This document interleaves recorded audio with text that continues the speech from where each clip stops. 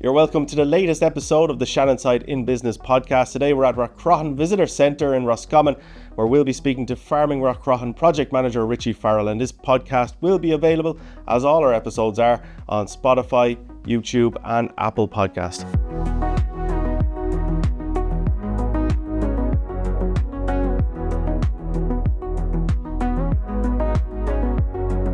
We're here at Rathcroghan Visitor Centre with Farming Rathcroghan project manager Richie Farrell. Richie, you're very welcome. Thank you. Tell us about this unique initiative.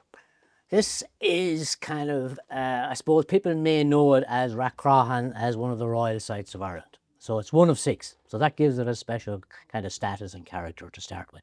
So it's it's an archaeological complex of 40 square kilometres. And we have 266 archaeological features, 53 national monuments.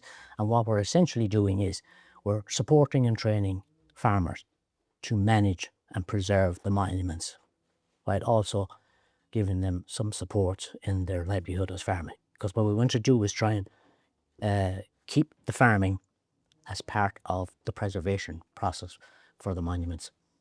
And how did this start then? How did this all come about? Well, this came about back in 2018. The local community recognised the need that this was needed to be done. We weren't probably getting the kind of traction in the project that you would have expected from state agencies to look after. So it's a great community story in how they initiated the project. Now, they started off with a pilot project of 10 farmers, and they applied to get some funding for it. Now, from what I know, is they had a failed attempt the first time, but they had a successful EIP project, which people may remember as the European Innovation Partnership Project. So that ran for 5 years. So by the end of that, there were 30 farmers signed up to the scheme. So that's a big jump in terms of getting the farmers involved in the engagement of it. So you're really looking at the place. What makes it unique? Because it is a unique community story insofar as there have been people on this landscape for millennia. Neolithic times. Neolithic. We're going back 4,500 years ago, since the first settler kind of arrived in it. So you have a continuous cycle of people living out on that landscape. And what they've left us is a rich archaeological complex. So there's everything from linear earthwork, ditches, rats, forts, mounds, ancient trackways, souterrains, standing stones, huge density about within a 40 square kilometres. And national monuments, as you mentioned as well. So great responsibility. Great responsibility, yes. And because we have what we call an operational group. So we have a number of stakeholders at the table with a vested interest in how this is managed. So we have people from National Monuments, as you say, the OPW, Roscommon County Council, 2 representatives from the University of Galway, Teagasc representatives as well, and the National Monuments themselves as well. So it's a very dynamic group. And I chaired the group. So we meet every quarter. We have a range of issues to resolve, and it's an active engagement with community involvement. Bottom up, locally led scheme. The original application was for 984,000 under the EIP. So the success breeds success, as you know, probably. So we made another application to the Just Transition Fund. So that has €1 million, 995,000. Well, you could say 1.2 if you add all the other funding in it, which is kind of a big responsibility. And then that has now up to 60 farmers with 30 waiting, and we're still only at 55% of the landscape. So we're looking at a third phase. Tell me then, bring me back to the start in 2018. Were the farmers all for this? Were they the ones driving for this? Was there buy-in? I'm talking in terms of farmers who have probably enough to do, yes, and a livelihood to keep going, to be entrusted with all of this as well. Yeah, I joined it in 2022, so I'm giving you anecdotal evidence of what I know from talking to the people before. No, there'd be kind of some reluctance. What does this involve?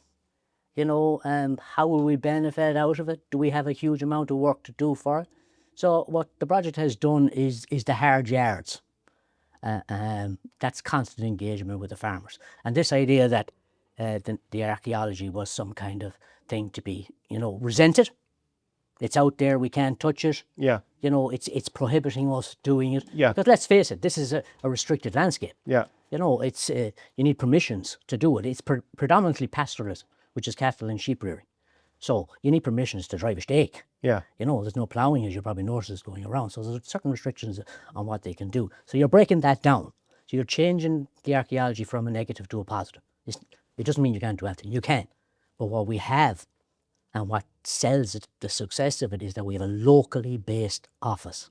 So there's myself as a project manager, you have a full-time community archaeologist, full-time administrator, a general operative who's a farmer himself, and then you have communications officer, which we have to do because we and we have 3 farmers and local business on the actual the governance side of the board of management as well. So the farmers are integrally involved into it. You know, They're custodians of the land as well. They own the land. yes.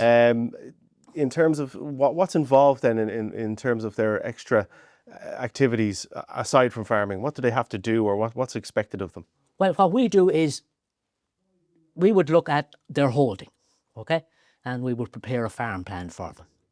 So we would look at kind of the boundaries of it, look at all of the monuments that could be potentially on it, that they may know or may not know, and then we would formulate a work plan action for them for the year.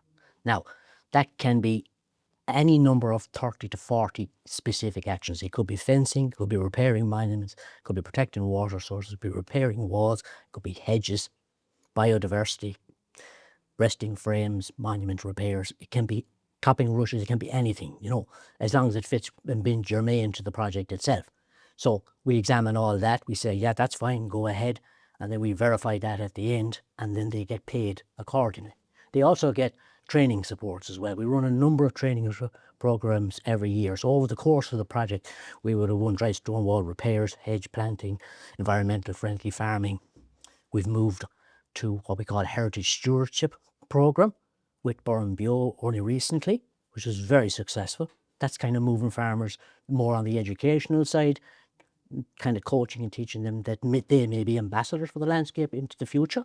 So they get training payments as far as well. So they're heavily invested in it. Now what it does is it provides a kind of stream of income to them. You know, they might be millionaires out of it. Yeah. But what it's doing, and more importantly what it's doing, is that's recognising and it's acknowledging that what they're doing is very important to that landscape. And I suppose in terms of the one of the benefits or one of the positives, it's not every day a farmer will get to work on such a historical group of land as well. I mean, waking up in the morning and knowing that you're working on something that goes back millennia. Yeah, and I think there's that great sense of pride. Yeah. That you can't ignore that. And they feel personally empowered by it. The fact that they're kind of proud to come from a place called Rathcroghan. Because as I said, that's going back since thousands of years. So if you look at the mound, which is the focal point of the project, and we draw a circle around that, which is 3.5 kilometres, that takes in the project. Now it's an arbitrary line, but that's only done for because of the budgets and what we can do. We'd like to extend it, and that we may talk about that. That will be under the World Heritage, how we expand that. Yes, the farmers, they were all focal points in the landscape. And people would have gathered there at special times of the year, whether that was the Balloch, Baltana, Imbolc, Samhain, for feasts and gathering and trade and coronations and all the rest of it. So there is, to me, there is that great sense of people continuity. You know, and while it may be only a short time, it might be only a dot in terms of the millennia, still an important dot. You're continuing it on, you see. And what you're trying to do then is all the work that the project does, you hope that this will make a difference for future generations. So we have to look at that. What's it going to be like in maybe 5 or 10 years? And you still have people in 2025 coming here and celebrating the pagan way and celebrating with their own customs. And just tell us a little bit about that. Yeah, it's extraordinary. The landscape has a draw. Yeah. You know, it has a pull. I remember, and it goes back to the primary school. Three lads from 6th class in Ballintorburn National School went on a bicycle trip. And we went up Mulladooey Hill and we came all the way around. And we were up at the cave and all the rest of it. And it's extraordinary that that's over 50 years ago. I'm showing my age. Yeah. You find yourself back here again. Yeah. So, and there are still people who come here for that. And the numbers in the visitor centre have grown and grown. So you take the last couple of weeks over Samhain, all the tours have been booked up for the Samhain Festival, and you'll find they're still coming at the kind of the summer solstice part or the winter solstice part. They're going up to the mound, lighting little fires. They're leaving little offerings down at the cave. Yeah. They're kind of celebrating the landscape because there's a connection to it. There's some connection to it, and I think I have that connection to it, and I think the farmers have it too. And I think that's drawn from our ancestors. I firmly believe that. Tell us a little bit about yourself, because obviously on that cycle ride to from Ballintubber to Rathcroghan, you took a diversion after that. You went into Roscommon. People will know you for your work in the library and in heritage projects as well. Just tell us how you came, or what made you come back to this. Yeah, I came to kind of scenic route, I suppose. Yeah, I started my career in the public library services in Dublin way back in late 70s, early 80s. And that's what I always wanted to do. I spent wonderful years in it, and I had the honour of serving as county librarian in Roscommon up to 2013 or 14, I think. 16, the centenary. Yeah. Yeah, and I just moved out of it after that. I said, yeah, we've done that, I'd like to do it. And the reason I did that was because I firmly believe you can have a number of careers. Yeah. You know, you can have several careers. So I kind of wanted to change anyway. And when this job came up, it was just too good, because it's a lovely mixture of culture and heritage, farming and archaeology. You know, we've mentioned the farming and archaeology, but the culture and heritage is a great draw, because the story of Rathcroghan, and we all know the Tombo Coolna, Yeah. which is our epic narrative. It's our equivalent of the Beowulf or the Aeneid and all the rest of it. So it started out here on the palace. So I loved all those stories. So and I love projects. I have to say I'm a bit obsessed with projects. I like projects because they're very time defined. So you have a certain amount of time, you have a certain amount of money, and you have to deliver it. There's no capacity for kicking stuff down the road. That's nice, because it brings a sharper focus to what you're doing, and you have the money to spend and all the rest of it. And it's a bit like, the way I've always described it is, it's like you're a conductor of an orchestra. You don't necessarily need to know how to play all the instruments, Yeah. but you need to get a good tune out of it. So what you're doing is you're pulling in all the expertise.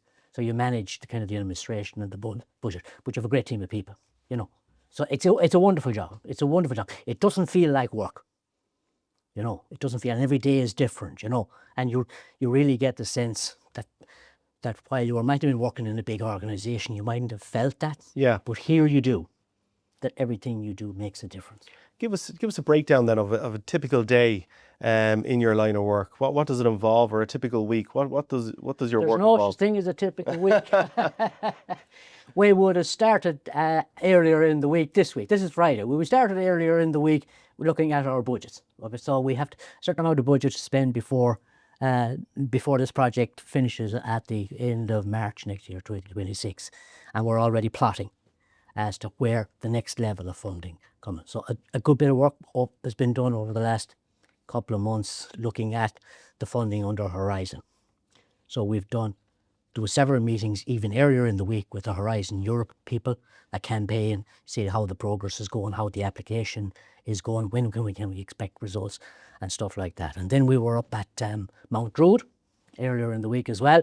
We're for the Just Transition Fest, which is kind of showcasing the projects that have been funded under the EU capacity as well. Then we're back here working with the archaeologist to get ready the farm payments, because we're always very conscious that we need to pay the farmers. Yes.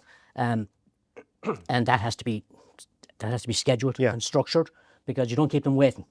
You know, You can't keep farmers waiting. No. It's not like department. You'll see notes in the paper where there are delays in funding being distributed and all the rest of it. The wonderful thing about the project is you control it. You can decide when it goes out and all the rest of it. So you're doing that. Then we're scheduling some kind of training works for succession farming as well, and we're looking at the extra products that we've bought, and then we do a little tour out. We find one day where we can go out and look at some of the work with the new Rathcroghan gates that are being installed. Yeah, tell us about them before we go. This is There's a lot of products. Mark off Rathcroghan as a unique area, isn't it? It's to Yes. showcase that this is Rathcroghan. It is, and those are what I call the landscape built heritage part of it. You know, it has a distinction. So you're holding on to the traditional kind of aspects that make the landscape unique. So you have your dry stone walls, Yeah. and you're protecting your hedges and these wonderful, or we all know them as the traditional farm wrought iron gate. So the Farming Rathcroghan gate is a reworking of that. So if you looked at the design of it, it's got a little curve on it, and it's got two bulls on it, and those are a hugely popular product because we put those in visible places and people see them and say, oh yeah, we must be in Rathcroghan now. And then we have them on the website. And I was getting calls during the week for people wanting to buy these gates. Okay. Oh, so I said, no, I'm not actually selling them. There could be a side project there. And a lot of the funding for all of those things is going locally. That's wonderful, you know, because all the funding is going, the metalworks is local, all the agricultural products as we can are all going local. So investment in the local community. So those gates, the scratching posts that you see out there, people see as well. Yeah, built features that people recognise as ours. And is there good support for it nationally and in Europe then? Do you get that good support or I take it from your reaction you could do it more? Well, you know, there's no point in sugarcoating it. And we've had long discussions with the OPW and the National Monument Service about it. And I can accept to a degree their position where they operate on annual budgets. And it's very difficult probably for them to agree a certain amount that we're looking at a level of funding that is million plus. Yeah. You know, so at a Europe, it's the way I look at it is it's not just a local project. You think of it locally first because it's Rathcroghan. Yeah. And then you look at it nationally and you think of, yeah, that's part of the Royal Sites of Ireland. So we're doing our best to promote it there, but we're beyond that, in my view. We're in the international stage because we're now getting our funding from Europe. So the Horizon Europe project, I was over in Warsaw during the year at a conference, and we're networking there with a consortium to build what we call a project funding, which is a number of countries as well. So we're looking kind of at that as well. And then we're looking, there is discussion nationally about the World Heritage, because Rathcroghan is part of a serial nomination for UNESCO. Mm-hmm. So what does that mean? It has a World Heritage status. Now it's not going to happen in the short term, but it certainly may happen in 3 or 4 years' time. So how does that look like? So the conversations that are going on though. No, to answer your question, to cut to the chase, Europe is where our funding is, in my view. Now, that said, I can't disparage what governments have done because it is 50% funded by the Exchequer anyway. You know, so Department of Agriculture have been very good under the EIP Agri, and then the Department of Environment under the public stuff, yes. So it's local MEPs you need to get onto then in order to push this case forward and make sure that it's part of UNESCO. Yeah, and that's project management. That's part of the job, is the political part of it as well. So you're starting with the local councillors in terms of what they can do nationally with the local authorities, stuff like that. You're using them to get ministers to come down here. Kevin Boxer-Morgan has been here on 2 occasions. We have a number of developments we want to do in terms of the house building out at the Mound. You know, we have the state-owned site at Rathcroghan, which needs a little work as well. So there's a lot of stuff kind of happening. There's a lot of balls in the air with Rathcroghan. I'm sure there's a lot of international grotto for somewhere like Rathcroghan. In terms, you mentioned Samhain, you mentioned other pagan festivals going back millennia, and the visitors as well. I presume there's a lot of international visitors who come here and want to see this, and you know, farming Rathcroghan just adds to this. And it does, and it's used as what happened under the EIP was very unique. It developed a best practice model, and this was tested over the 5 years. So that's kind of being used. The department used that. So we've got Foreign Affairs were onto us, for example, and we had a delegation over from Colombia.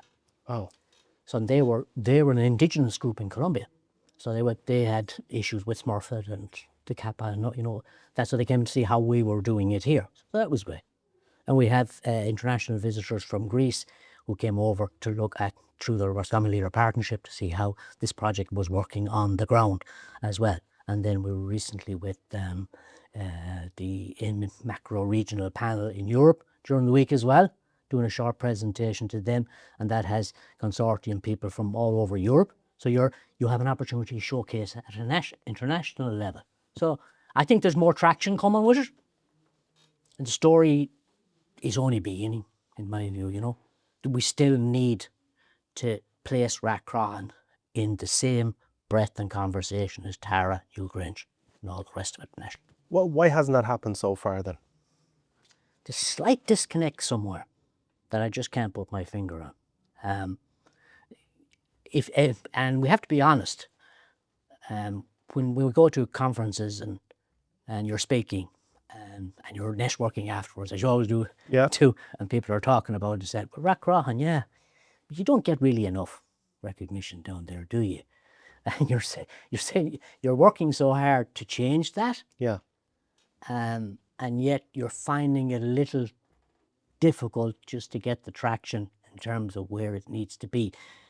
But Shakespeare, the fault, dear Brutus, is not in the stars, but in ourselves. That's up to us.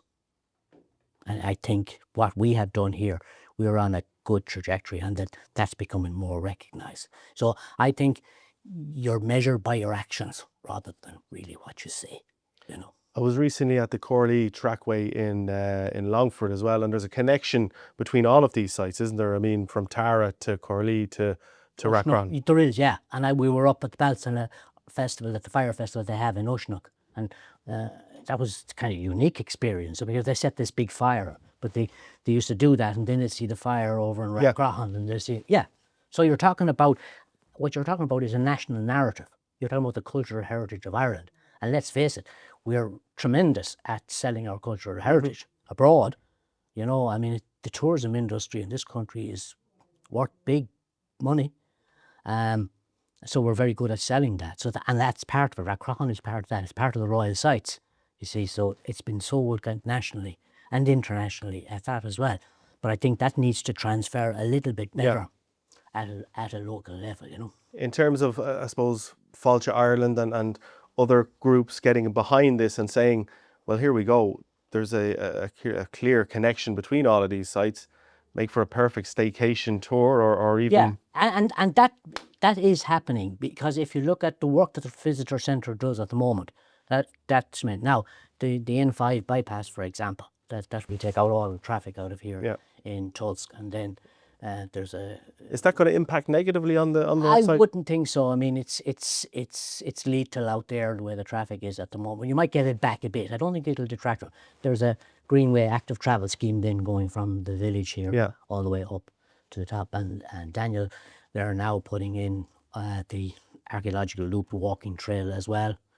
All the infrastructure. Daniel Curley, the manager of the centre, and the infrastructure is in, so that's to structure the access into the landscape, conscious again that you don't want all this random access for farmers and stuff like that. So I think there are positives. No, I think there are. What's the future then for Farming Rathcroghan? Where do you see this going, or what hurdles have to be? You mentioned some of them there, but what has to happen to keep this going and to make sure that it's here in another 2-3 millennia, I suppose? What we have to guard against, in my view, is that we have to be cautious about the fact that the farming side of it doesn't fall off the end of a cliff. You see, there are two projects here, really. Yeah. They're close to the Rathcroghan Visitor Centre is probably on more firmer ground in terms of their future. Yeah. But Daniel can answer that better than I can. But I have no doubt of his capability to do that. Yeah. The farming is a slightly more precarious. We are relying on getting the funding at the level we need, but the farming side of it works so positively. So the second point I'd like to make is that it's an evolving project.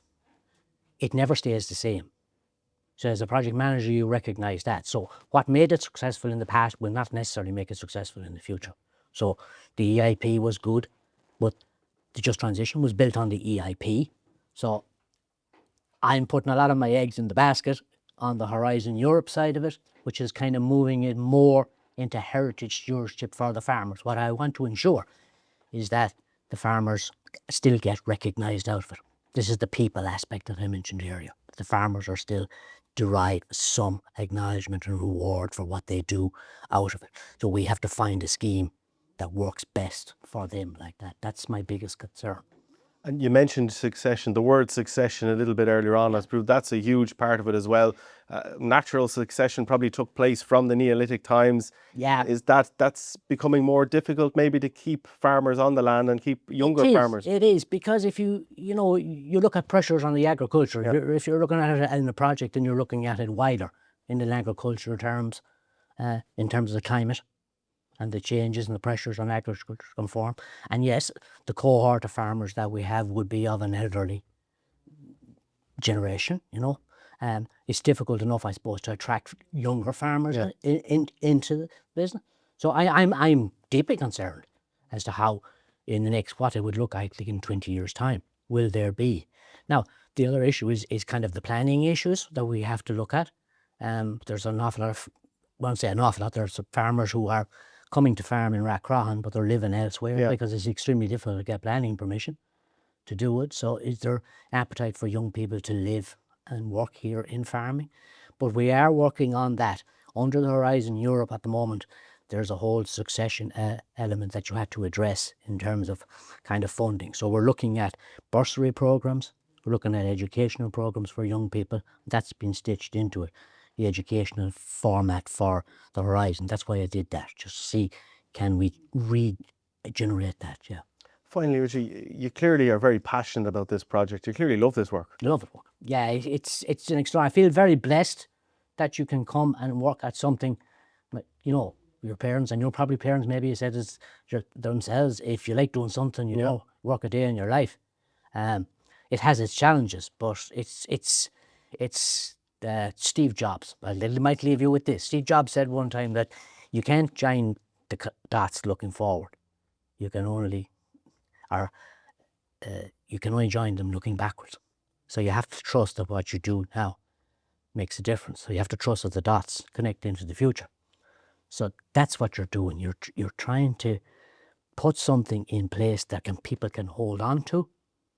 And if you can do that and make a difference, then you can sleep easy at night. And it's a wonderful job to be able to be doing that and have the interest to do that. And to be in a position to do it, there's great latitude here.